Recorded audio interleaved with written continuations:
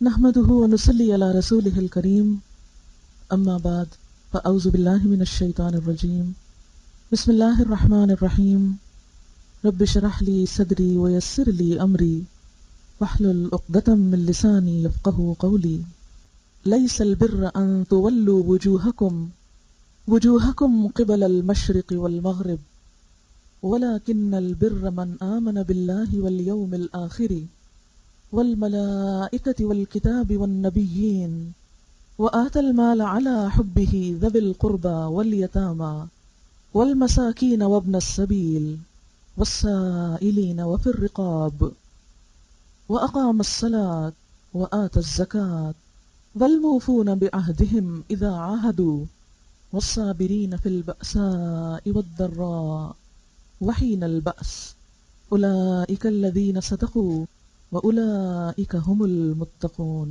صدق اللہ العظیم۔ شروع کرتی ہوں اللہ کے نام سے جو بے انتہا مہربان نہایت رحم فرمانے والا ہے۔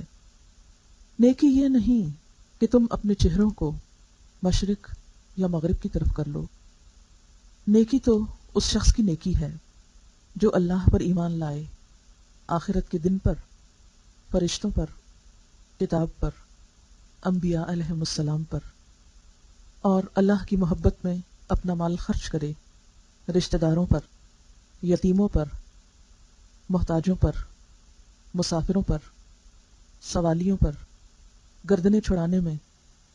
اور نیکی یہ ہے کہ انسان نماز قائم کرے، زکوٰۃ ادا کرے، اور اپنے وعدوں کی وفاداری کرنے والے جب بھی وہ عہد کریں، تنگی اور تکلیف کے وقت اور جنگ کے وقت صبر کا مظاہرہ کرنے والے، یہی لوگ ہیں جنہوں نے سچ کہا، یہی لوگ متقی ہیں۔ اس وقت میں نے آپ کے سامنے سورۃ البقرہ کی آیت نمبر 177 رکھی ہے، 177، جو ایک جامع آیت ہے۔ ایک انسان کو اپنی زندگی میں کیسا ہونا چاہیے، اللہ تعالیٰ نے اس سے کس چیز کا مطالبہ کیا ہے، اس کی وضاحت ہے۔ عموماً جب انسان نیکی کا اپنے اندر کچھ رجحان پاتا ہے تو چند ریچولز کے ادا کرنے کو نیکی سمجھ لیتا ہے، چند چیزوں کی وابستگی، چند چیزوں کے ساتھ اپنے تعلق کو نیکی سمجھ لیتا ہے اور باقی چیزوں کو اگنور کر دیتا ہے۔ ہم میں سے بہت سارے لوگ جو نیکی کی محبت رکھتے ہیں پھر نیکی کو اپنی مرضی کے مطابق مختلف خانوں میں بانٹ لیتے ہیں۔ کسی کے نزدیک نیکی کیا ہے؟ نماز پڑھنا، کچھ ذکر کر لینا۔ کسی اور کے نزدیک نیکی صرف خدمت خلق کا نام ہے۔ کچھ لوگ سمجھتے ہیں کہ اگر حقوق اللہ ادا کر دیے تو جنت واجب ہو گئی۔ کچھ کے خیال میں حقوق العباد بہت اہم ہے، اگر نماز نہیں بھی پڑھی یا اللہ کی محبت نہیں بھی تو اللہ کی مخلوق کی محبت جو ہے یہی کافی ہے۔ اسی لیے یہاں پر آیت کی ابتدا میں فرمایا کہ نیکی مشرق یا مغرب کی طرف منہ کرنے کا نام نہیں، کسی ایک ڈائریکشن کے ساتھ اپنے آپ کو وابستہ کر لینے کا نام نہیں۔ یہاں مشرق اور مغرب ایک سمبل کے طور پر استعمال ہوئے ہیں کہ کسی ایک رخ یا کسی ایک ہی چیز کے پیچھے پڑ جانے کا نام نیکی نہیں۔ اس لیے کہ ہوتا عموماً یہ ہے کہ ہم دین کے اس حصے کو جو ہمارے لیے کنوینینٹ ہوتا ہے، جو ہمیں پسند ہوتا ہے، جس میں ہمارے لیے آسانی ہوتی ہے، ہم اس کو لے کر اسی پہ بھروسہ کر بیٹھتے ہیں۔ اور یہ ایک انسان کی کمزوری بھی ہے۔ قدرتی بات ہے کہ جو چیزیں روٹین میں آ جاتی ہیں ان کو ہم بے سوچے سمجھے بے شعوری کے ساتھ بھی ادا کرتے چلے جاتے ہیں، اور روٹین سے ہٹ کر کوئی بھی دوسرا کام کرنا پڑے، صرف نیکی کا نہیں، عام روزمرہ زندگی میں بھی اپنی عادت کو چھوڑ کر یا عادت سے ہٹ کر یا روٹین سے زیادہ کوئی بھی چیز جب آتی ہے تو اس کے لیے ہم پریپیئرڈ نہیں ہوتے، وہ نہیں کر پاتے، اس کو کرنا ناگوار ہوتا ہے، ذرا مشکل ہوتا ہے۔ لیکن اسلام میں عبادت تو یہ ہے کہ انسان کا اپنے رب کے ساتھ ایسا تعلق ہو جائے، ایسی محبت ہو جائے کہ کسی بھی حال میں ہو انسان، جب رب اس کو بلائے وہ حاضر ہو جائے۔ کیوں؟ اس لیے کہ عبادت کا لفظ عبد سے ہے، اور عبد بندے اور غلام کو کہتے ہیں۔ قدیم زمانے میں غلامی کا رواج تھا، اور غلام کا کام کیا ہوتا تھا کہ وہ تھکا ہوا ہے، اس کی مرضی ہے یا نہیں، وہ خوش ہے یا غمگین ہے، وہ کہیں پر بھی ہے، جو اس کا آقا اس سے طلب کرتا ہے وہی کر لے، خواہ اس کی مرضی کے مطابق ہے یا خلاف ہے۔ اسی اصل سے لفظ عبادت بنا۔ تو اسلام میں عبادت کا کانسیپٹ ایک بہت وسیع کانسیپٹ ہے، بہت وسیع تصور ہے کہ انسان اپنے آپ کو اللہ کے سامنے بندے کی حیثیت سے رکھے، ایک غلام کی سی حیثیت سے، کیونکہ وہ خالق ہے اور ہم مخلوق ہیں، ہمارے پاس جو کچھ بھی ہے اسی کا دیا ہوا ہے، لہذا ہماری ساری وفاداریاں، ساری وابستگیاں اسی کے ساتھ ہونی چاہیے۔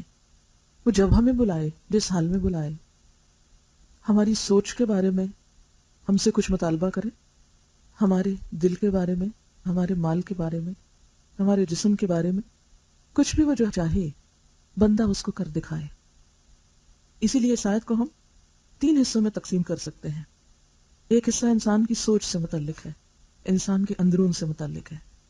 دوسرا حصہ دوسرے انسانوں کے ساتھ تعلقات پر مبنی ہے، بیرونی دنیا سے تعلق۔ اور تیسرا حصہ خود اس کے اپنے وجود کے ساتھ، اس کے اپنی ذات کے ساتھ، اس کے ذاتی اعمال ہے، جس کا تعلق دوسرے انسانوں کے ساتھ نہیں۔ اسی لیے ہم دیکھتے ہیں کہ نیکی کا تصور کیا رکھا گیا کہ من آمن باللہ، جو اللہ پر ایمان لے آئے۔ اللہ پر ایمان انسان کی سوچ سے تعلق رکھتا ہے کہ انسان اپنے دل میں، اپنے دماغ میں، اپنی عقل کے ساتھ اپنے رب کو اپنا الہ مان لے۔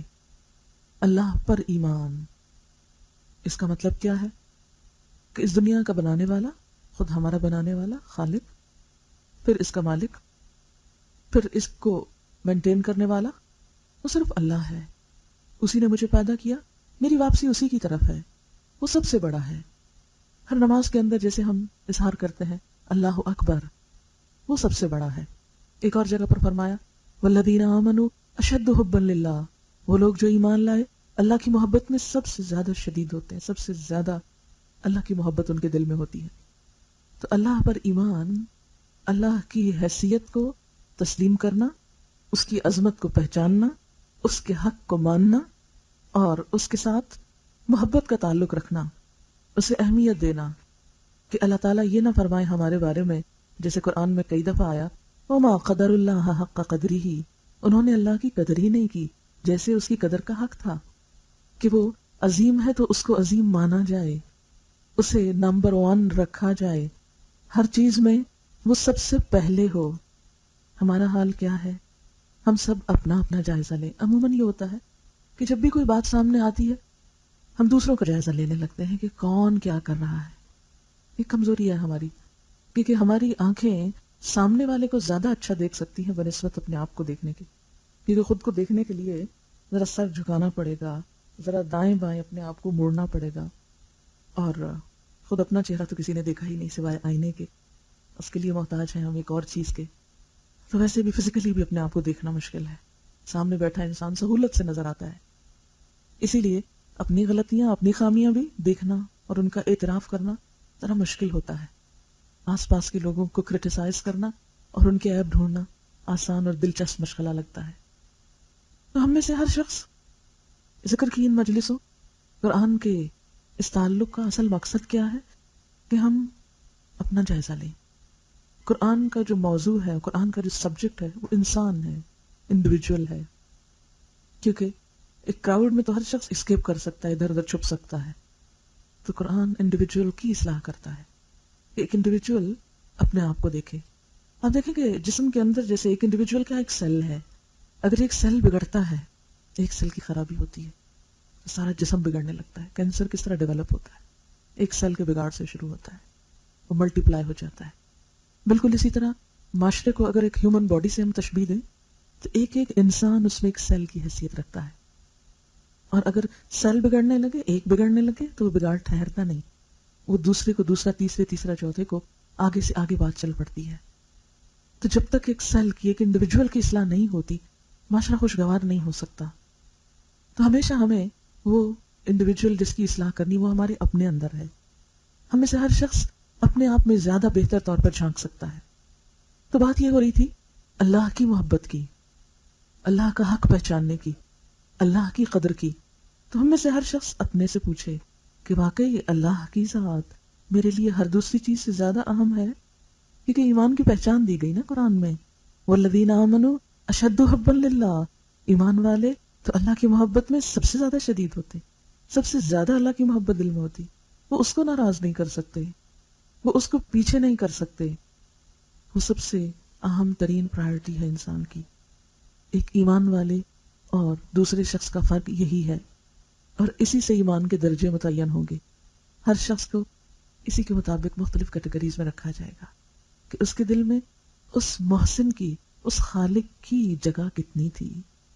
اس لیے کہ دوسرے سب یا تو انسان ہمارے جیسے ہیں، ان کو ہم اگر اڈور کرتے ہیں، ان سے محبت کرتے ہیں، ان کی قدر کرتے ہیں تو کوئی بڑی بات نہیں، یا ہم سے کمتر درجے کی چیزیں جو ہماری ہی خدمت کے لیے پیدا ہوئیں، مثلا مال ہے یا اور چیزیں ہیں، تو ہماری خدمت، ہماری ضرورت کے لیے اللہ نے یہ سب سلسلہ رکھا، تو یہ تو آلریڈی انسان کی خدمت میں ہے، انسان کے لیے ہے، یعنی انسان اس کائنات کی سب سے افضل چیز ہے، باقی سب اس سے چھوٹی چیزیں ہیں، پہاڑ درخت ہوں یا سمندر ہوں یا ہوائیں اور بادل ہوں، خواہ دیکھنے میں کوئی چیز کتنی بھی طاقتور ہے، یہ سب انسان کے لیے بنا ہے۔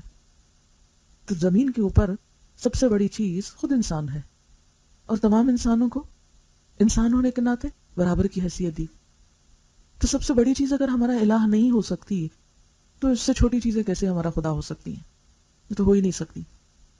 تو ہمیں سب سے زیادہ جس کی قدر اور جس کی محبت اپنے دل میں لانے کی شعوری کوشش کرنی چاہیے۔ آپ دیکھیں کہ کچھ چیزیں ہماری کمزوری ہوتی ہیں نا، ضرورت ہوتی ہیں، تو اس میں ہمیں کوئی بڑی کوشش کرنی نہیں پڑتی، وہ خود ہی آ جاتی ہیں وہ چیزیں۔ لیکن اللہ کی ذات اور اللہ کی محبت ایک بڑی چیز ہے، ایک بہت بڑا انعام ہے اس کا، تو اس کے لیے ہمیں ایک ایفرٹ کی ضرورت ہوتی ہے، اسے لانا پڑتا ہے۔ مثال کے طور پر آپ دیکھیں کہ بچے ادھر ادھر کے ماحول سے کیا کچھ خود ہی سیکھ جاتے ہیں نا، جو ان کی پسند کی چیزیں ہوتی ہیں آپ کو سکھانی نہیں پڑتی، خود ہی جان لیتے ہیں۔ لیکن علم سکھانا پڑتا ہے، لکھنا سکھانا پڑتا ہے، پڑھنا سکھانا پڑتا ہے، ادب اخلاق سکھانا پڑتا ہے، کوشش سے وہ چیزیں آتی۔ بالکل اسی طرح جو چیزیں انسان کی ضرورت ہیں، جس میں انسان کو انٹرسٹ ہوتا ہے، جو سامنے سامنے نظر آتی ہیں، اٹریکٹ کرتی ہیں، ان کی طرف انسان خود بخود کھنچتا چلا جاتا ہے، مائل ہو جاتا ہے۔ لیکن اللہ تعالیٰ کی محبت پیدا کرنی پڑتی ہے، لانی پڑتی ہے۔ ایک تو طبعی محبت ہے ہی، ہم لاشعوری طور پر اللہ نے اپنی پہچان ہمارے اندر کے خانے میں رکھ دی ہے، وہ نیچے والے خانے میں، وہ جو نیچے ہے اسے اوپر لانا، یہ ہم پہ ایفرٹ چھوڑ دی گئی کہ تمہیں خود اس کی کوشش کرنا ہوگی۔ اللہ نے تو رکھ دیا۔ بالکل اسی طرح جیسے کائنات کی دوسری چیزیں آپ دیکھتے ہیں کہ اللہ نے زمین کے اندر اتنا وہ طاقت رکھی ہے کہ وہ سبزہ اگا سکتی ہے، لیکن اس کے لیے بیج آپ کو ڈالنا پڑتا ہے نا، اس کی کیئر آپ کو خود کرنی پڑتی ہے۔ جس گھاس پہ آپ بیٹھے ہیں، جو پھول آپ دیکھ رہے ہیں، اس زمین میں طاقت تھی کہ یہ اگائے، لیکن اسی وقت اگے جب آپ نے ان کو اگایا، ان کے لیے محنت کی، کوشش کی، کیئر کی۔ اگر آپ چند دن ان کو پانی نہ دیں تو آپ دیکھیں کیا ہوتا ہے، سوکھ جائیں گے، پیلے پڑ جائیں گے، گھاس کی رونق ختم ہو جائے گی۔ کنٹینیوسلی آپ کو ایفرٹ کرنی پڑتی ہے کہ سرسبز رہے۔ بالکل اسی طرح دل کی حالت اور دل میں اللہ کی محبت، خواہ اس کا بیج پڑ جائے، خواہ اس کے اندر وہ اللہ نے ایک قدرتی طلب رکھی ہے، ضرورت ہے، لیکن اس کو گرو کرنے کے لیے، اسے بڑھانے کے لیے، اس کو سرسبز رکھنے کے لیے، اسے آگے سے آگے لے جانے کے لیے آپ کو کنٹینیوس ایفرٹ کی ضرورت ہے۔ اگر آپ دل میں ایمان کے بیج کو پانی نہیں دیں گے تو بیج پڑا رہے گا، یا اس سے پیلا سوکھا پودا ایک چھوٹا سا اٹھا رہے گا۔ اور سوکھے پودوں کا کیا ہوتا ہے نا، بیچاروں پہ پھول لگتے ہیں، نہ کوئی پھل لاتے ہیں۔ کتنا بھی اچھا پودا آپ نے لگا رکھا، اگر آپ اس کی کیئر نہیں کریں تو وہ کچھ عرصے کے بعد کچھ بھی نہیں دے گا آپ کو۔ اسی طرح ہم میں سے ہر ایک کے دل میں اللہ کا نام، اللہ کی پہچان، اللہ کی محبت کسی نہ کسی لیول پہ ہے، لیکن بڑھے گی جب آپ اس کی کیئر کریں گے، اسے ایسا ماحول دیں گے، پانی دیں گے، اور پھر وہ آگے سے آگے چلتی چلی جائے گی۔ تو نیکی کو اللہ تعالیٰ کیا فرماتے کہ صرف بے شعوری کے ساتھ، بددلی کے ساتھ کچھ چیزوں کو کر لینا، یہ نیکی نہیں ہوتی۔ نیکی کیا ہے؟ سب سے پہلے اللہ پر ایمان، اور اللہ پر ایمان کیا ہے؟ اللہ کا حق پہچان کے، اللہ کی محبت دل میں لانا، اللہ کی قدر کرنا، اس کو نمبر 1 رکھنا، والیوم الآخر، اور آخرت کے دن پر ایمان۔ آپ دیکھیں کہ آخری دن کون سا ہے؟ قیامت کا دن، جس کو ہم جانتے ہیں، وہ ہم سب کی زندگی میں آنے والا ہے۔ ایک ہی اپائنٹمنٹ ایسی ہے جس نے کینسل نہیں ہونا، ہر چیز کینسل ہو سکتی ہے، کوئی شادی رکھ کے ڈیٹ تبدیل ہو سکتی ہے، کسی بچے کی پیدائش کی ڈیو ڈیٹ ہے وہ گزر سکتی ہے، امتحان کینسل آگے پیچھے ہو سکتے ہیں، بہت چیزیں بدل جاتی ہیں. لیکن ایک دن جس کو پوسٹ پون نہیں ہونا، جس نے اپنے وقت پہ آنا ہے اور جس نے ضرور آنا ہے، اور ہم میں سے ہر ایک کو اس دن سے گزرنا ہے، ہم میں سے ہر ایک کی زندگی میں آ رہا ہے، وہی ہمارا حقیقی مسئلہ بن جانا چاہیے. اب دیکھیں کہ زندگی میں ہر شخص کسی نہ کسی مسئلے کا شکار ہے. بچوں سے پوچھے تو ان کے اپنے مسئلے ہوں گے، ان کو کھلونے نہیں مل رہے ان کی مرضی کے، یا ان کو سیر نہیں کرائی جا رہی، یا ان کو جو ان کی طلب ہے وہ نہیں مل رہی. جوانوں کے اپنے مسئلے ہیں، وہ اپنی کنفیوژن کا شکار ہیں، اپنے لاسٹ ہیں، اپنے کچھ مسائل.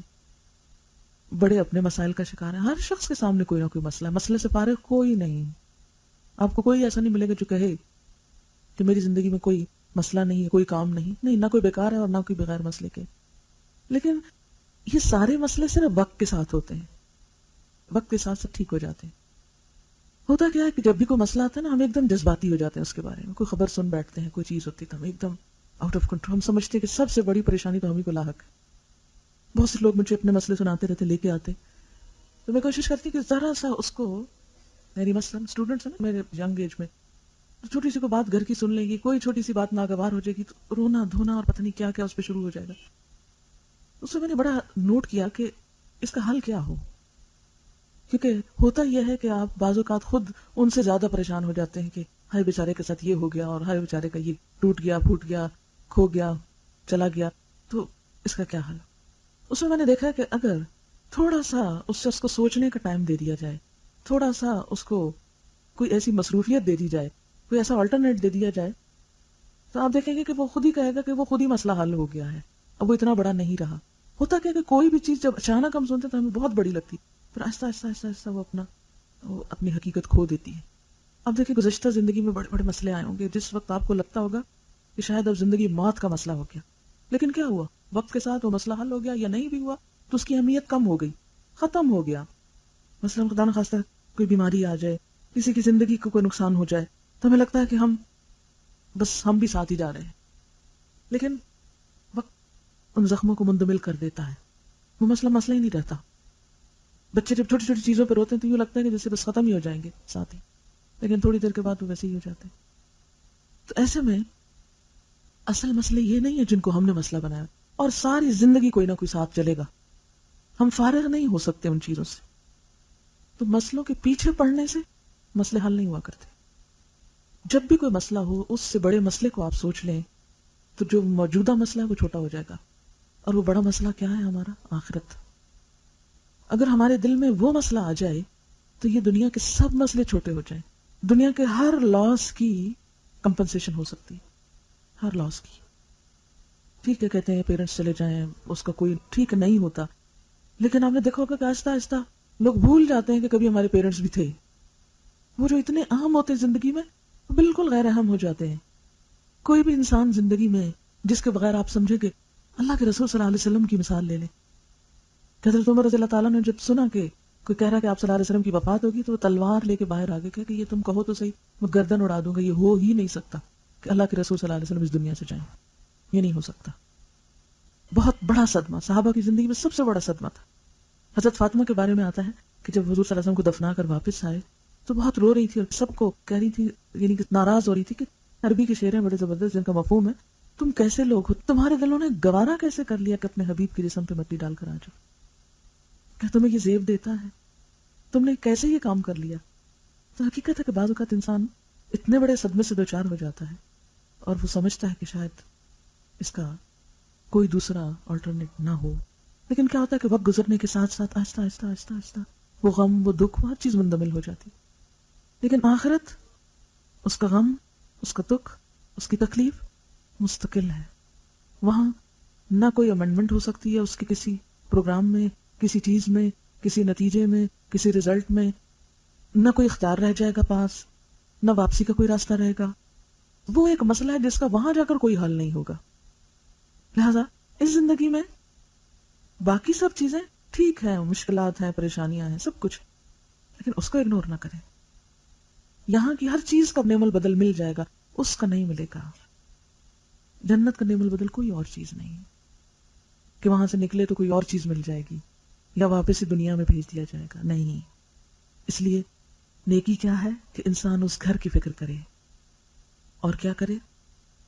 والملائکہ فرشتوں پر ایمان رکھے، والکتاب کتابوں پر، والنبیین تمام انبیاء پر. یہاں اصل میں ایمان کی تفصیلات بتا دی گئی. اور ایمان کس سے تعلق رکھتا ہے؟ اندر سے نا. کوئی شخص رسولوں کو مانتا کہ نہیں مانتا، فرشتوں کو مانتا ہی نہیں، کوئی کسی کے بارے میں کچھ نہیں کہہ سکتا. ہر شخص کا اندر کا معاملہ ہے.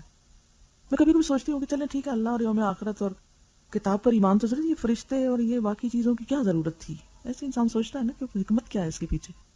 میں سوچتی ہوں ایک ٹیسٹ ہے، کیونکہ ہم جب بہت زیادہ عقل پہ پرکھنے لگتے ہیں نا ہر چیز کو، تو ہم کہتے ہیں فرشتے تو نظر ہی نہیں کبھی آتا، ہم ان کو کیا مانے، کیوں مانے؟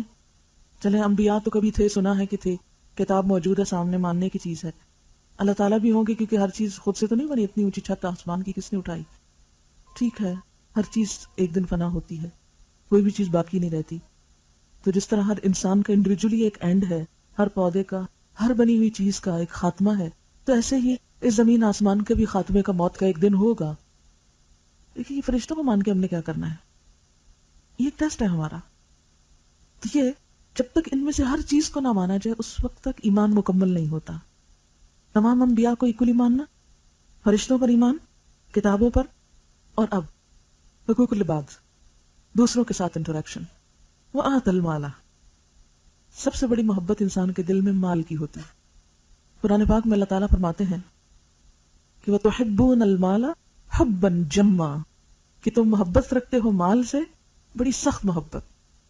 اس محبت کا کسی اور چیز کے ساتھ کمپیئر نہیں کیا گیا کہ تم محبت رکھتے ہو انسانوں سے بڑی سخت محبت، والدین سے یا شوہر سے یا بچوں سے یا فلاں سے فلاں سے نہیں. وَتُحِبُّونَ الْمَالَ حُبًّا جَمًّا، قرآن میں سب سے زیادہ جس سخت محبت کا ذکر کیا گیا وہ مال ہے. اور یہ ایک حقیقت ہے کہ بعض اوقات انسان بہت سی چیزوں کو سیکریفائس کر جاتا ہے، اپنے ایمان تک کو اس مال کے لیے.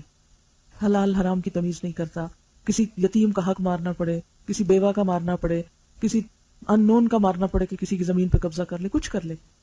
یہ سب کچھ جو ہمارے معاشرے میں ہو رہا ہے یہ کس لیے؟ اسی وجہ سے ہو رہا ہے نا کہ مال کی بڑی سخت محبت، اور اس محبت میں اپنی آخرت تک قربان کرنے کی کوئی فکر نہیں. تو انسان کے لیے نیکی، ایمان کے بعد تو ترتیب آنی چاہیے تھی نا، نماز کی آنی چاہیے تھی، لیکن نماز کا ذکر نہیں آیا، پہلے درجے پہ مال کا آیا. کیونکہ اگر کسی کے اندر واقعی ایمان سچا ہوگا، اللہ کی محبت ہوگی، تو اللہ کی محبت میں وآت المال علی حبہ، اللہ کی محبت میں مال دے. اور حبہ کا دوسرا معنی یہ بھی کیا جاتا ہے کہ مال کی محبت کے باوجود مال دے. اب جگہ بتا دی گئی کہ کہاں کہاں دے. سب سے پہلے بتایا ذوی القربى، رشتہ داروں کو. اگرچہ رشتہ دار اپنے ہوتے ہیں لیکن ان کو دینا سب سے مشکل اور تکلیف دہ کام بن جاتا ہے. رشتہ داروں میں مثال کے طور پہ صرف بہن بھائی نہیں آتے، سسرال بھی رشتہ دار ہوتے ہیں. اور ایسے لوگ بھی رشتہ دار ہوتے ہیں بعض اوقات جو اپنے بہن بھائی ہوتے ہیں یا قریب ترین لوگ ہوتے ہیں، لیکن بہت ہی اذیتیں دیتے ہیں، بہت تکلیف پہنچاتے ہیں، اور ان کو دینا بہت مشکل کام نظر آتا ہے. کیونکہ آپ دیکھیں کہ مثلا دوستوں پہ خرچ کرنا بڑا آسان ہوتا ہے نا، انجوائے کرتا ہے انسان. یا ایسی جگہ پہ خرچ کرنا بہت آسان ہوتا ہے جہاں سے انسان کو صلہ یا بدلہ ملنے کی توقع ہوتی ہے کہ آپ دے رہے ہیں، آپ کو پتا ہے کہ آپ کو بھی مل جائے گا. لیکن ایسی جگہ پر دینا کہ جہاں پتا ہو کہ واپس نہیں کچھ آئے گا. آپ صلی اللہ علیہ وسلم سے صدقے کے بارے میں پوچھا گیا کہ بہترین صدقہ کیا ہے. آپ نے فرمایا ایسے رشتہ دار کو دینا کہ جو کسی نیکی کی قدر ہی نہ کرتا ہو، آپ کے کسی احسان کو پہچانے ہی نہ، اس رشتہ دار پہ خرچ کرنا. لیکن آپ دیکھیں کہ آپ جب رشتہ داروں پہ بعض وقت کرتے ہیں تو وہ اس کو تسلیم ہی نہیں کرنا چاہتے کہ آپ نے ان کے لیے کچھ کیا ہے. ایک حدیث میں آپ صلی اللہ علیہ وسلم نے فرمایا ایک دینار وہ ہے جو تم کسی غریب کو دیتے ہو، ایک وہ ہے جو تم اللہ کے راستے میں خرچ کرتے ہو، ایک وہ ہے جو کسی مسکین کو دیتے ہو. لیکن اس میں سب سے زیادہ اجر اور ثواب اس دینار کا ہے جو تم اپنے گھر والوں پہ خرچ کرتے ہو، کیونکہ وہ فرض ہے. تو یہاں بھی رشتہ دار کو دینا، اور خاص طور پر اگر وہ ضرورت مند ہو اس کو دینا زیادہ اجر کی بات. پھر فرمایا والیتامی، یتیموں کو. یہ دوسرا سیکٹر ہے ایسا کہ جن کو دے کر واپسی کی توقع نہیں رکھ سکتے آپ، کہ ظاہر ہے کہ یتیم حد درجہ ضرورت مند ہوگا. اور یتیم نابالغ بچے کو کہتے ہیں نا کہ جو اپنی ضروریات خود پوری نہیں کر سکتا. تو ایسے میں والیتامی، یتیم کو. لیکن ہمارے ہاں تو معاملہ بالکل الٹ ہے. یتیم کو دینا تو کیا، یتیم کا مال ہڑپ کرنے میں بھی قباحت نہیں سمجھی جاتی. حالانکہ قرآن پاک ہی میں آتا ہے کہ الذین یأکلون اموال الیتامی، جو لوگ یتیموں کا مال کھاتے ہیں وہ اپنے پیٹ میں آگ بھرتے ہیں. ظاہر ہے کہ ان کی طرف سے کوئی ان کا دفاع کرنے والا، کوئی ان کو پروٹیکٹ کرنے والا ان کے مال کو صحیح طور پر صحیح جگہ پر انویسٹ کرنے والا اگر کوئی نہ ہو تو ان سب کو دبا کر ان سب کی کمال ہتھیا کرو، خاص طور پہ جو بہت ہی چھوٹے بچے ہوں تو صرف ان کی بھلائی اور خیر خواہی وہی کر سکتا ہے، اور ان کے مال سے اپنے آپ کو روک کے اور بچا کے وہی رکھ سکتا ہے کہ جس کو اللہ پر ایمان اور آخرت میں حساب کا یقین ہو۔ پھر فرمایا والمساکین، اور حاجت مند، ضرورت مند جو بھی ہیں، جہاں بھی ہیں، جیسے بھی ہیں، وابن السبیل، اور مسافر۔ مسافر ہاں اپنے گھر میں کتنا بھی مالدار ہو، لیکن اگر سفر کی حالت میں وہ ضرورت مند ہے تو اس پر خرچ کرنا بھی ایک نیکی ہے۔ والسائلین، اور سوالی۔ ایک روایت میں آتا ہے کہ سوالی اگر گھوڑے پر بھی سوار ہو کر آئے تو اس کا حق دو، کیونکہ سوال کرنا اگرچہ اسلام میں ناپسندیدہ ہے، لیکن بعض اوقات ایک شخص جو ضرورت مند ہے اور اپنی ضرورت سے مجبور ہو کر سوال کر رہا ہے تو ایسی صورت میں اس شخص کی ضرورت پوری کرنا وہ بھی ایک معاشرتی ذمہ داری بنتی ہے۔ اس کا یہ مطلب نہیں کہ جو پروفیشنل بیگرز ہیں تو ایچ ٹائم جب آپ اشارے پہ رکیں اور وہ آپ کی گاڑی نوک کریں اور آپ کو تنگ کریں تو آپ کہیں کہ چونکہ قرآن میں لکھا کہ سوالیوں کو دو، اس لیے ہر سوالی کو مجھے کچھ دینا ہے۔ یہ مقصود نہیں، ظاہر ہے کہ گداگری کو تو ڈسکریج کرنا چاہیے، لیکن بعض اوقات بہت جینون لوگ بھی ہوتے ہیں۔ قرآن پاک میں آتا ہے وفی اموالہم حق للسائل والمحروم، ان کے مالوں میں حق ہے، سوالی کا بھی محروم کا بھی، کہ جو نہیں مانگتا، اس کے پاس نہیں ہے تو تم خود اس کے بن مانگے اس کی ضرورت پہچان کر اس کو دو۔ پھر اس کے بعد وفر رقاب، گردنیں چھڑانے میں۔ قدیم دور میں تو غلامی سے آزاد کرنے میں، اور آج کے دور میں بھی آپ دیکھیں کہ بعض اوقات کچھ لوگ اپنی ضروریات پورا کرنے کے لیے قرض لے لے کر کچھ کھاتے رہتے ہیں، اپنے روزمرہ کی زندگی کا نظام چلاتے ہیں۔ پھر کیا ہوتا ہے کہ ایسے لوگوں کو لوگ بیکار رکھ لیتے ہیں کہ جب تک ہمارا قرضہ نہیں دو گے ہم تم کو چھوڑیں گے نہیں۔ اگر انہیں پہلے کچھ پے کر رہے تھے تو پے کیے بغیر ان سے مفت کا کام کرواتے ہیں۔ آپ نے کئی ایسے کیسز سنے ہوں گے، ایسا سرحد کی طرف کچھ پنجاب کے ایسے دیہاتوں میں کہ جہاں غریب عوام کچھ لوگوں کے پاس کام کر کے ان سے ادھار لے لے کے استعمال کرتے رہتے ہیں، پھر وہ ان کے بچوں کو پکڑ لیتے ہیں کہ ان کو ہم نہیں چھوڑیں گے جب تک کہ آپ ہمارا قرض واپس نہ کریں، یعنی جیسے کسی انسان کو ایک طرح کی قید میں لے آنا۔ اور اسی طرح بعض اوقات ایسا ہوتا ہے کہ کچھ لوگ بے گناہ جیلوں میں پڑے سڑتے رہتے ہیں، پکڑے جاتے ہیں، ان کے پاس اتنا نہیں ہوتا کہ وہ اپنے، مثلاً اگر ایک شخص سے غلطی سے قتل ہو گیا یا کوئی ایسا اس پہ الزام ہو گیا کہ اب اس کو اپنی جان چھڑانے کے لیے دیت دینا ہے۔ ایسا ریسنٹلی مجھے کسی نے بتایا کہ کسی شخص سے اسی طرح قصور اس کا نہیں تھا، جو اصل قاتل تھا وہ بھاگ گیا، اس پہ الزام لگ گیا، اب وہ جیل میں پڑا ہے، اس کے بچے ہیں، بیوی ہے، اس کے گھر والوں کو لک آفٹر کرنے والا کوئی نہیں، اب اس کو جیل سے نکلنے کے لیے 3 لاکھ روپے چاہیے۔ ایسے کئی کیسز ہوتے ہیں، لیکن ہم کم ہی ان لوگوں کی طرف توجہ کرتے ہیں۔ تو ایسے لوگوں کو قید سے نجات دلانا، ان کی رہائی کا انتظام کرنا کہ جو بے قصور پکڑے ہوئے ہیں یا کسی ایسی مصیبت میں آ گئے ہیں، یا بعض اوقات ایسی بیماری کا شکار ہو جاتے ہیں لوگ کہ جس میں مثلا کینسر پیشنٹس کو آپ دیکھیں کہ بعض اوقات اتنا مہنگا علاج ہوتا ہے کہ اچھے والے لوگ کنگال ہونے لگتے ہیں، جو مریض کو اس طرح تڑپتے بھی نہیں دیکھ سکتے۔ تو ایسے میں صرف اس کے ماں باپ یا بچوں کا ہی فرض نہیں بنتا، بلکہ بہن بھائیوں کا اور رشتہ داروں کا بھی فرض بنتا ہے کہ ایسی بیماریوں میں خاص طور پر ایک دوسرے کا خیال رکھا جائے اور ضرورت مندوں کی مدد کی جائے۔ تو یہ بھی اسی میں تو شامل ہو جاتا ہے۔ ذوی القربیٰ صرف وہ نہیں کہ ہم زکوٰۃ کی رقم رشتہ داروں میں بانٹ دیں، یا یہ کہ ان کو جب وہ کوئی بہت ہی مصیبت میں گرفتار ہو تو ان کو کچھ دیں۔ رشتہ داروں کو صرف محبت کے اظہار کے طور پر تعلقات کو بہتر کرنے کے لیے بھی ایک دوسرے کو دینا جو ہے وہ بھی اس میں آ جاتا ہے۔ اب دیکھیں کہ اسلام میں خرچ کرنے کا تصور بہت وسیع ہے۔ ہمارے ہاں صدقہ صرف اس کو سمجھا جاتا ہے کہ جو کسی نعوذ باللہ مصیبت یا تکلیف میں مبتلا ہونے پہ کوئی شخص کسی بکرے کو جا کے ذبح کرے، یا کوئی جان دے، یا کوئی خاص کسی کو کھانا کھلا دے، کسی یتیم خانے میں کچھ بھجوا دے، کچھ، بس اس کو ہم صدقہ سمجھتے ہیں، اور باقی عام روزمرہ زندگی میں کسی کے ساتھ مالی بھلائی کرنے کو صدقہ نہیں سمجھتے۔ اسلام میں صدقے کا تصور بہت وسیع ہے۔ 2 بڑی قسمیں ہیں۔ ایک وہ جو فرض ہوتا ہے، جس کو دینا ہی دینا ہے، جس میں زکوٰۃ آ جاتی، عشر آ جاتا ہے، نظر آ جاتی ہے۔ نظر مثلاً آپ پر فرض نہیں تھا، لیکن آپ نے خود ہی کہا کہ میرا یہ کام ہو جائے تو 1000 روپیہ صدقہ کروں گی، اب یہ فرض ہو گیا آپ پر۔ اسی طرح کفارہ ہے، مثلا روزے کا کفارہ، قسم کا کفارہ، یا کسی گناہ کے کفارے کے طور پر۔ تو یہ سب کیا ہے؟ فرض ہے کہ آپ نے اپنے اوپر منت مان لی یا آپ پہ پہلے سے ہی واجب تھا، اس کو تو آپ کو پورا کرنا ہی کرنا ہے۔ دوسری قسم نفل کی ہے۔ نفل کا مطلب ہوتا ہے دل کی خوشی سے کی جانے والی عبادت. آپ پہ نہ زکوٰۃ فرض ہے، نہ عشر، نہ کفارہ، نہ نظر، نہ کچھ اور. آپ اپنی خوشی سے کر دیں.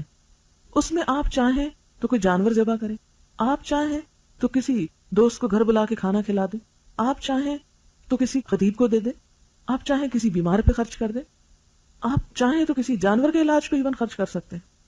یہ جو کچھ بھی آپ دل کی خوشی سے کسی ضرورت مند یا بے ضرورت کو بھی کچھ بھی دیتے ہیں، یہ بھی صدقے میں شمار ہو جاتا ہے. مثلاً آپ صلی اللہ علیہ وسلم نے فرمایا کہ ایک شوہر کا اپنی بیوی کو ایک لقمہ کھلانا بھی اس کے حق میں صدقہ لکھا جاتا ہے. ہمارے یہاں تو صدقہ ایک جرم کے طور پہ استعمال ہوتا ہے نا، کہ کوئی بڑی ہی غیر پسندیدہ چیز ہے، کہ بس ناپسندیدہ چیز کی جس کو ہاتھ نہیں لگایا جا سکتا. وہ ٹھیک ہے کہ اگر آپ زکوٰۃ دے رہے ہیں تو وہ تو آپ اپنی بیوی کو نہیں دے سکتے، لیکن اپنی بیوی کے ساتھ، بچوں کے ساتھ، بہن بھائیوں کے ساتھ ان کی ضروریات کے علاوہ ان کی خوشی کے لیے کچھ بھی کرنا، وہ سب ایک بندہ مومن کے رجسٹر میں صدقہ لکھا جاتا ہے. حتیٰ کہ فرمایا تبسمک فی وجہ اخیک صدقہ، تمہارا اپنے بھائی کو دیکھ کے مسکرانا بھی صدقہ، کسی بوڑھے انسان کا ہاتھ پکڑ کے اس کو چلانا بھی صدقہ، کسی کو اس کی لاٹھی پکڑا دینا، کسی کا جوتا اس کو ڈھونڈ کے لا دینا. کہ جیسے آپ صلی اللہ علیہ وسلم کیا کرتے تھے، کوئی بڑھیا نظر آ گئی اس کا سامان اٹھا لیا. نبوت کے ابتدائی دور میں آپ کو معلوم ہے کہ یہ قصہ آپ نے سن رکھا ہوگا کہ ایک بڑھیا کا آپ نے سامان اٹھایا اور وہ بڑھیا آپ ہی کو کوسے چلی، اسے نہیں پتا تھا کہ آپ کون ہیں، کہ یہ کیا ہو گیا، ہمارے ملک میں ایک ایسا شخص ایسا دعویٰ کر بیٹھا ہے اور وہ صحابی بے دین ہو گیا ہے اور ہر طرح کے برے بھلے. اور آپ صلی اللہ علیہ وسلم اس کا سامان اٹھائے اٹھائے اٹھائے اس کے گھر تک اسے پہنچاتے ہیں. جب جانے لگتے ہیں تو پوچھتی ہے ہاں بچے تمہارا نام کیا ہے؟ تو جب وہ بتاتے ہیں کہ محمد صلی اللہ علیہ وسلم، تو اس قدر شرمندہ ہوتی کہ اچھا وہ تم ہو، میں نے تو تمہارے خلاف بڑی باتیں سن رکھی تھی. اب یہ کہ کسی انسان کا سامان اٹھا کر بھی، یعنی کوئی چیز، حتیٰ کہ راستے میں آپ صلی اللہ علیہ وسلم نے فرمایا کہ اذیت دینے والی چیز کو راستے سے ہٹا دینا وہ بھی صدقہ ہے. مثلا بعض اوقات لوگ پوچھتے ہیں اچھا وہ صدقے کا جو بکرا ہے اس میں سے خود لے سکتے ہیں، خود کھا سکتے ہیں، یہ رشتہ داروں کو دے سکتے ہیں؟ تو اس میں یہ ہے کہ ڈپینڈ کرتا ہے کہ آپ کی نیت کیا ہے. اگر آپ نے نیت یہ کر رکھی ہے کہ خود بھی کھائیں گے اور غریبوں کو بھی دیں گے اور رشتہ داروں کو بھی دیں گے، جیسے مثلا قربانی میں ہوتا ہے، عید الاضحیٰ پہ جو قربانی آپ کریں گے تو اس میں خود بھی کھا سکتے ہیں، کوئی حرج نہیں، رشتہ داروں کو بھی بھیج سکتے ہیں، غریبوں فقیروں کو بھی دے سکتے ہیں، ہمسایوں کو بھی دے سکتے ہیں. تو یہ تمام چیزیں کس میں آ جاتی ہیں؟ صدقے میں آ جاتی ہیں. کوئی چھوٹی سے چھوٹی نیکی اور کوئی بڑی سے بڑی نیکی، یہ سب چیزیں صدقہ شمار ہوتی ہیں. پھر اس کے بعد فرمایا وَأَقَامَ الصَّلَاةَ، اب آیا نماز قائم کرے. صدقہ، خیرات، غریب، یتیم، مسکین سب کا حقوق العباد کا خیال رکھ کے اب تھک نہ جانا کہ نماز کا وقت نہ ملے، ایسی مصروفیت نہیں. کیونکہ ہوتا کیا ہے کہ صدقہ خیرات خواہ خود دیا جائے یا اسے جمع کر کے کسی کو دیا جائے، بڑا سیٹسفیکشن کا کام ہے. کبھی بھی ڈپریشن ہونے لگے نا تو چھوٹی سے چھوٹی چیز ہی صدقہ کر کے دیکھیں، ایک دم دل سے ایسا لگے جیسے دھواں نکل گیا. بہت افیکٹو ذریعہ ہے ڈپریشن دور کرنے کا صدقہ. کچھ بھی چھوٹی سے چھوٹی چیز ہو یا بڑی. پھر آپ دیکھیں کہ عموماً کیا ہوتا ہے کہ ان کاموں میں خدمت خلق کے کام شروع میں مشکل لگتے ہیں، لیکن جب انسان کرنے لگتا ہے نا تو اتنا اس کا انٹرسٹ بازو کا ڈیولپ ہو جاتا ہے کہ وہ سمجھتا ہے کہ یہی زندگی ہے، اسی میں ہی بھاگ دوڑ. اور جب وہ اس میں بھاگ دوڑ شروع کرتا ہے تو پھر دل میں خیال آنے لگتا ہے کہ اب تو ہم بہت نیک ہو گئے، اتنی مخلوق کو فائدہ پہنچا دیا، اتنے بھوکوں کو کھانا کھلا دیا، اللہ تعالیٰ کیا ابھی بھی ہمیں جہنم میں پھینکے گا؟ اس لیے کہ نماز کا وقت نہیں ہے، دل نہیں چاہ رہا تو کوئی بات نہیں. نہیں، دین بیلنس کا نام ہے، اعتدال. کریں آپ مخلوق کی خدمت، لیکن وہ اقام الصلاۃ، نماز بھی قائم کرنی ہوگی. نماز کے وقت پہ نماز بھی. کیوں؟ آپ دیکھیں کہ آپ ساری مخلوق کی خدمت کر کے اپنا حق کیوں؟ نماز تو اپنا حق ہے، اپنا حق کیوں بھولے کہ آپ آ کے ہاتھ منہ دھوئیں، جہاں نماز پہ کھڑے ہوں، کچھ اپنے لیے بھی مانگے اللہ سے ایک تعلق مضبوط کریں. نماز اصل میں کیا ہے؟ ایک بریک ٹائم ہے، مخلوق سے کٹنے کا ٹائم ہے، بریک. اور اس بریک میں کیا ہوتا ہے کہ آپ تازہ دم ہو جاتے ہیں، پھر نئے سرے سے اور کام کرنے کے لیے وقت ملتا ہے. اور اپنی جو بھی کام کاج میں مشکلات، پریشانیاں، طرح طرح کی باتیں آپ نے سنی، وہ اللہ کے سامنے اپنا دکھ رو کے اللہ تعالیٰ کے ذمہ کر دیتے ہیں کہ اب آپ نے ہماری مدد کرنی ہے. یہ انسان کو دنیا کے کام ہو یا نیکی کے کام ہو، کوئی کام اس کے لیے ایک سپورٹ مہیا کرتی ہے. آپ دیکھیں کہ نماز سے دور سب سے زیادہ شیطان جو ہے نا وہ انسان کو کرتا ہے، کیونکہ شیطان نے خود سجدے سے انکار کیا تھا نا، اس سجدے سے انکار کی وجہ سے وہ اللہ سے دتکارا گیا. کہتے ہیں کہ سب سے زیادہ جب شیطان چیختا چلاتا ہے وہ وقت ہوتا ہے جب انسان سجدہ کر رہا ہوتا ہے. کہتا ہے کہ اس سجدے کے انکار نے مجھے تو ذلیل کر دیا اور اس انسان کو میں نے اتنا بہکایا اور اب یہ نماز پڑھ کے اپنا سب کچھ معاف کروا رہا ہے. تو اس لیے اگر عادت نہ ہو تو صرف فرض سے ابتدا کر لیں اور کچھ نہیں، تو صرف فرض پڑھنا شروع کریں.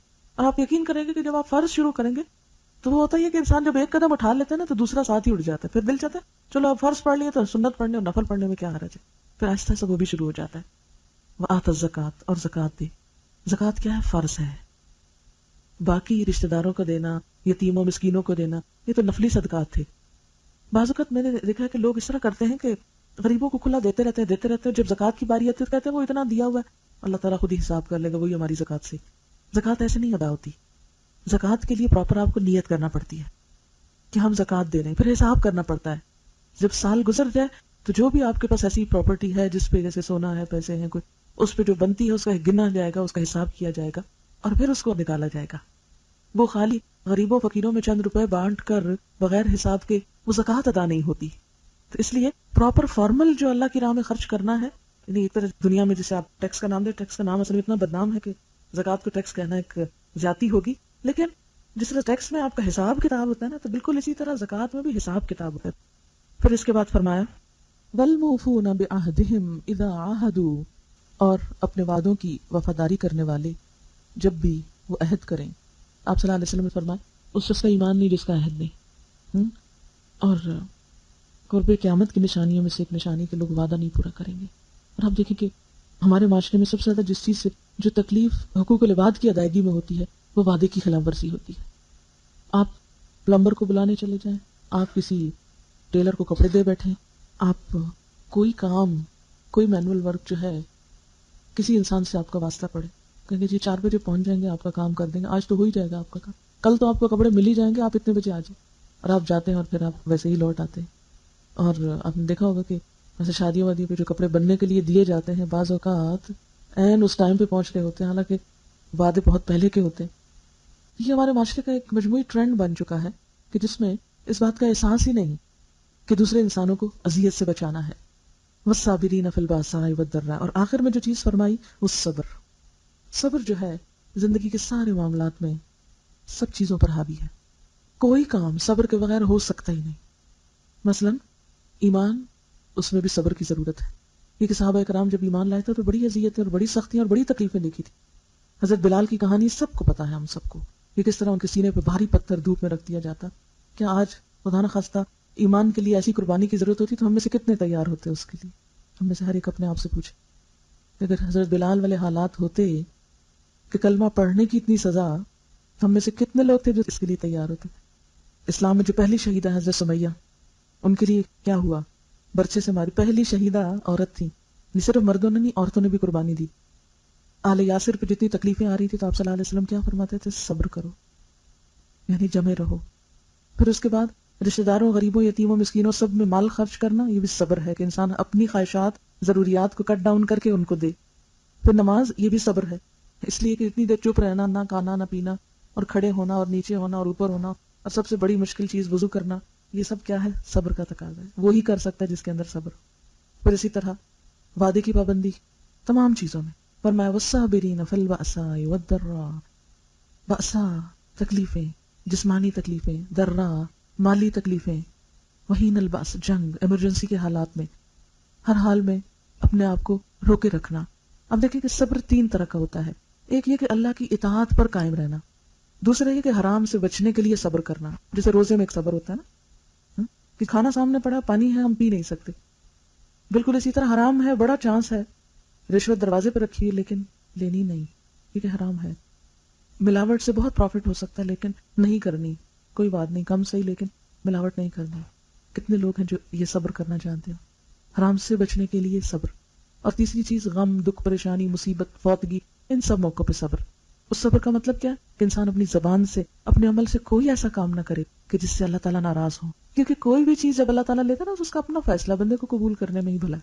دکھ تو ضرور ہوتا ہے کہ کوئی بھی چیز جب چھوٹتی ہے، لیکن انسان کے لیے اللہ تعالیٰ کی رضا کس میں ہے؟ اللہ تعالیٰ بندے سے کب راضی ہوتا ہے؟ اللہ تعالیٰ مختلف ٹیسٹ بھیج کے دیکھتا ہے کہ بندہ میرا فیصلہ قبول کرتا ہے یا نہیں. مجھے جو رب کہتا ہے، مجھے جو بڑا کہتا ہے، میری جو محبت کا دعویٰ کرتا ہے، اور جس نے جتنی محبت کے دعوے کی اس کا ٹیسٹ اتنا ہی زیادہ ہو گیا. حضرت ابراہیم علیہ السلام کی مثال ہمارے سامنے ہے، لیکن جب وہ سارے ٹیسٹ پاس کرتے گئے تو اللہ تعالیٰ نے ان کو اپنا دوست کہا. واتخذ اللہ ابراہیم خلیلا، اللہ نے حضرت ابراہیم علیہ السلام کو اپنا دوست بنایا. اللہ کی دوستی کا مرتبہ پھر انہی کو ملتا ہے کہ جو اپنے آپ کو مشکل حالات میں بھی قائم رکھتے ہیں. اب دیکھیں کہ اتنا بڑا آگ کا الاؤ ہے اور ابراہیم علیہ السلام کو پھینکا جانے لگا ہے. اس وقت بھی وہ کہتے ہیں بے شک پھینک دو اس آگ میں تو وہی کہوں گا جو حق ہے، لا الہ الا اللہ. تو اپنے آپ کو کبھی امیجن کریں کہ اگر ہم حضرت ابراہیم کی جگہ ہوتے کیا واقعی ہم آگ میں کودنا چاہتے؟ کود سکتے تھے؟ حضرت ابراہیم کو نہیں پتا تھا کہ یہ آگ ابھی پھول بن جائیں گے، ان کو نہیں پتا تھا، وہ تو آگ کو آگ سمجھ کے کودے تھے. اللہ تعالیٰ نے کہا بیٹے کے گلے پہ چھری پھیر دو، ان کو نہیں پتا تھا کہ یہ بیٹا کی بجائے کچھ اور چیز سامنے آ جائے گی، پھیر دی انہوں نے چھری. اسی لیے آپ دیکھیں کہ امتحان میں کامیابی کے بعد ہی مرتبے بلند ہوتے ہیں. وہ بھی انسان تھے، ان کے ساتھ بھی ایسی خواہشات تھی، ان کی بھی ایسی ہی ضروریات تھی، لیکن انہوں نے اللہ کی خوشی کے لیے قربانی کی. اور یہ قربانی صبر کے ساتھ ہی ہو سکتی ہے. اگر ہم بھی چاہتے ہیں کہ آخرت میں بلند درجات ہوں، بلند مرتبے ہوں، تو ایسی تکلیفوں پہ، ایسی چیزوں پہ، ناپسندیدہ حالات پہ، پریشانیوں پہ صبر کرنا ہوگا. اور آپ دیکھیں گے کہ کوئی رات، کبھی رات ہمیشہ نہیں رہتی، ہر رات صبح میں بدلتی. ہر دکھ، غم اور پریشانی ایک نہ ایک دن کٹ جاتا ہے. اور خاص طور پہ جب زیادہ بڑھتا ہے نا، تو رات کا اندھیرا جب زیادہ ہوتا ہے تو اسی سے فجر پھوٹتی ہے. اور جب تک وہ اپنی شدید ڈارکنس کو نہ پہنچے صبح نہیں ہو سکتی. اگر آپ مغرب کے وقت ہی کہیں کہ ابھی صبح ہو جائے تو نہیں ہوگی، وہ گزرے گی رات تو ہوگی لیکن ہوگی ضرور. زندگی مختلف آزمائشوں سے گھری ہوئی ہے. ان سب میں آسان طریقے سے جینے کا ڈھنگ اسی کو آتا ہے جو صبر کرنا جانے، ضبط کر جائے، کنٹرول کر جائے. آپ دیکھیں جیسے وہ ایک بڑے مزاحیہ سے شعر ہیں جن میں آتا ہے، کہا کہ اونٹ پر بیٹھو، کہا کیا اونٹ پہ بیٹھو، کہا ہاں اونٹ پہ بیٹھو، کہا کوہان کا ڈر، کہا کوہان تو ہوگا. اگر کوئی شخص اونٹ پہ بیٹھنا چاہتا ہے تو وہ کوہان تو ہوگا، اس میں اونٹ کو آپ اسٹریٹ نہیں کر سکتے. اسی طرح اگر ایک شخص سمندر کی سیر کرنا چاہتا ہے، کشتی پہ بیٹھنا چاہتا ہے تو کہا طوفان کا ڈر ہے، کہا طوفان تو ہوگا.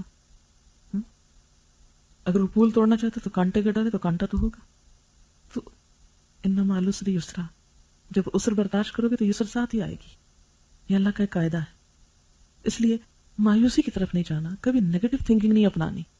مایوسی کفر کی طرف لے جاتی، انسان کو دنیا میں اللہ سے بدگمان کر کے آخرت میں ہمیشہ کی مصیبت میں مبتلا کرتی. لہذا اللہ کی مدد پہ یقین رکھتے ہوئے، اللہ کی قدرت پہ، اس کی طاقت پہ انسان جو بات درست ہو اس پہ قائم رہے. اللہ تعالیٰ فرماتے اولئک الذین صدقوا، یہی سچے لوگ ہیں. واولئک ھم المتقون، یہی متقی لوگ ہیں. ایسے ہی لوگ دنیا اور آخرت کی کامیابی پا سکتے ہیں. وآخر دعوانا ان الحمدللہ رب العالمین. دعا کر لیتے ہیں. سبحان اللہ والحمد للہ ولا الہ الا اللہ واللہ اکبر ولا حول ولا قوة الا باللہ العلی العظیم. اللہم صل علی محمد وعلی آل محمد کما صلیت علی ابراہیم وعلی آل ابراہیم انک حمید مجید. اللہم بارک علی محمد وعلی آل محمد کما بارکت علی ابراہیم وعلی آل ابراہیم انک حمید مجید. ربنا آتنا فی الدنیا حسنۃ وفی الآخرۃ حسنۃ وقنا عذاب النار. ربنا لا تزغ قلوبنا بعد إذ هديتنا وهب لنا من لدنك رحمة إنك أنت الوهاب. ربنا لا تؤاخذنا إن نسينا أو أخطأنا. ربنا ولا تحمل علينا إصرا كما حملته على الذين من قبلنا.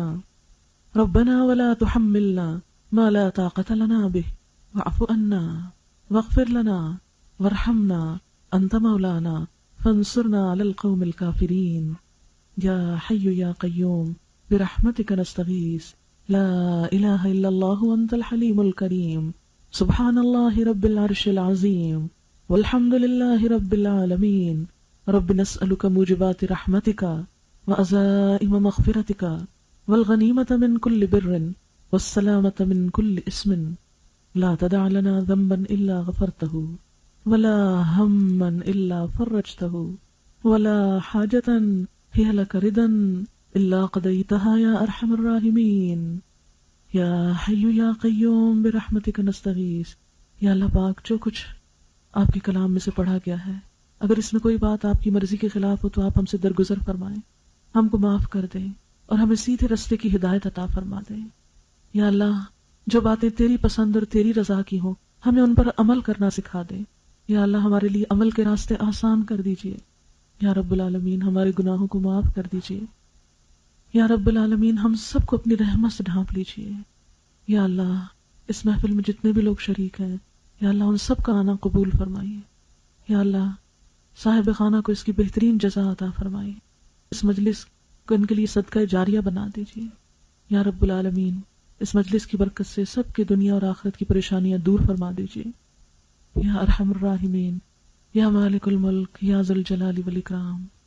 تو ہم سب کے بچوں کو ہدایت عطا فرما یا اللہ، انہیں ہماری آنکھوں کی ٹھنڈک بنا، انہیں دنیا اور آخرت کی کامیابی عطا فرما یا اللہ۔ ہمارے والدین پر اپنی رحمت فرما، ان کی تکلیفوں کو دور فرما، جو دنیا سے جا چکے ہیں ان کی بخشش فرما یا اللہ۔ جو مالی مشکلات کا شکار ہیں یا اللہ، ان کی مشکلات آسان کر دے یا اللہ۔ سب کے دکھ دور فرما یا اللہ، جو بیمار ہیں انہیں صحت کاملہ عطا فرما، ان کی تکلیف اور دکھ دور فرما، اپنی رحمت سے انہیں شفائے کامل عطا فرما یا رب العالمین۔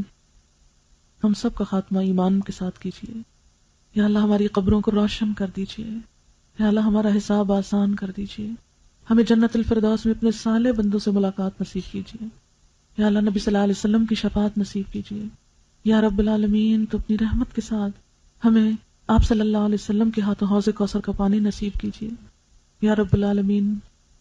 تو ہمیں دنیا اور آخرت میں اپنے اس پاک کلمے کی بدولت استقامت عطا فرمائیے یا اللہ، جنت الفردوس میں جگہ عطا فرمائیے یا رب العالمین۔ پل صراط پر ہمیں ثابت قدمی عطا فرمائیے یا اللہ۔ حشر کے دن جب کوئی سایہ نہ ہوگا، اپنے سائے میں جگہ عطا فرمائیے یا رب العالمین۔ تو ہر دکھ، تکلیف، پریشانی، مشکل اور ہر غم سے نجات عطا فرما یا اللہ۔ ہمارے ایمان کو قائم رکھ یا اللہ، دنیا اور آخرت کی بھلائیاں عطا فرما یا اللہ۔ مسلمانوں کے دل جوڑ دے، سب میں اتفاق اور اتحاد پیدا کر دے یا اللہ۔ ہمارے گھروں میں خوشیاں پیدا کر دے، سکون پیدا کر دے، سب کے دلوں کو باہم جوڑ دے یا رب العالمین۔ ہم سے وہ کام لے لے جس سے تو ہم سے راضی ہو جائے یا اللہ۔ تیری ذات ہمارے لیے سب سے زیادہ اہم ہو جائے یا اللہ۔